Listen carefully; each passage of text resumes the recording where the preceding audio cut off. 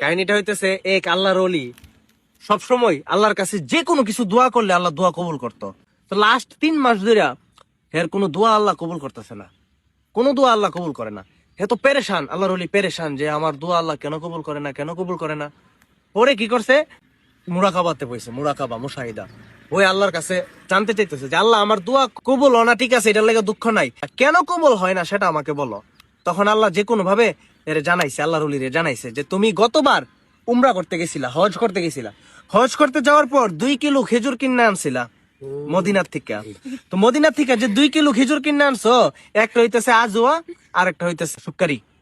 তো এই 2 খেজুরের ডালা থেকে 2টা খেজুর তুমি খেজুর বিক্রেতার অনুমতি না নিয়ে খাইছো।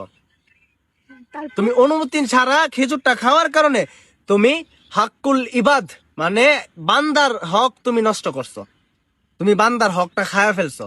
তুমি যদি অনুমতি নিতা তাইলে হয়ে যেত। তুমি আমার হক হকুল্লাহ তুমি যদি নষ্ট করো আমি তোমারে ক্ষমা করতে পারি, কিন্তু হাক্কুল ইবাদ যেটা বান্দার হক এটা আল্লাহ কখনোই ক্ষমা করে না। তুমি ওই ব্যক্তির থেকে ক্ষমা নিয়ে আসো, তাইলে আমি তোমার ইবাদত কবুল করব। তাই না?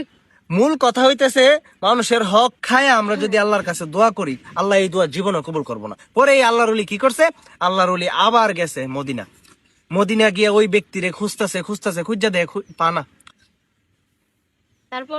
তারপরে যে ওই ব্যক্তির 2 সন্তান আর কি, 2 সন্তান ব্যবসা করতেছে। পরে বলতেছে যে আমি এখান থেকে আজ থেকে 6 মাস আগে খেজুর নিছিলাম, তো খেজুর যে নিছিলাম আমি তোমার আব্বারে না কইয়া 2টা খেজুর খাইয়া ফেলছিলাম, এখন আমি এই খেজুরের দাম দিতে আইছি, এই হক আদায় করতে আইছি।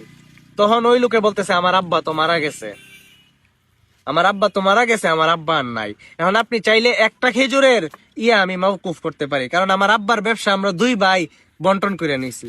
এখন 2 ভাই যেহেতু বন্টন করে নিছি, একটা খেজুরের দাবি আমি ছেড়ে দিতে পারো, কিন্তু আরেকটা খেজুরের দাবি ছাড়াইতে গেলে আমার ইমুক ভাই মানে আমার বড় ভাই এরকম এক জায়গাতে ব্যবসা করে, এখান থেকে আরো প্রায় 3 মাসের রাস্তা, ওইখানে আপনি যান গিয়া ক্ষমা চায় আয়েন। পরে ওই আল্লাহর ওলি আরো 3 মাস হাঁটতে হাঁটতে ওই ব্যক্তি ওইখানে যে ব্যবসা করে খেজুরের ব্যবসা, ওইখানে গেছে, গিয়া কইতাছে যে আমি আরো 9 মাস আগে আমি তোমার আব্বার থেকে মদিনার থেকে খেজুর কিনছিলাম, একটা খেজুর আমি খাইয়া ফেলছি, আরেকটা খেজুরের আমি তোমার ছোট ভাইয়ের থেকে ছাড়াই আনছি, ক্ষমা চাই আইছি, আরেকটা ক্ষমা তুমি কইরা দাও। তখন ওই যে বড় ভাই আবার একটু আল্লাহ আল্লাহ ছিল, বড় ভাই বুঝা লাইছে যে একটা খেজুরের লেগা 9 মাস পারি দিয়ে আমার কাছে ক্ষমা চাইতে আইছে, নিঃসন্দেহে এটা আল্লাহর খাস কোনো বান্দা। তখন কইতেছে না আমি এমনি ক্ষমা দিতাম না। কেমনে ক্ষমা দিমু, ওকে কি করলে ক্ষমা দিবা? যে আমি ক্ষমা দিমু একটা শর্তে, আমার আব্বার লেগে আপনি দোয়া করে দিবেন আব্বার যেন জান্নাতবাসী। তখন এই শর্তে রাজি হইয়া ওই ব্যক্তি খেজুরের দাবি